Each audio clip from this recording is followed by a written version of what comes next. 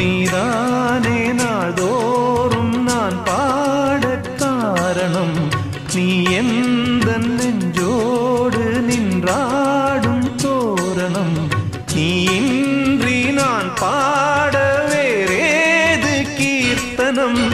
இளமை காலம் தொடங்கி எந்த முதுமை காலம் வரையில் இசைக்கும் கீதம் தனியே இன்று இருப்பதென்ன சிறையில். நீதான்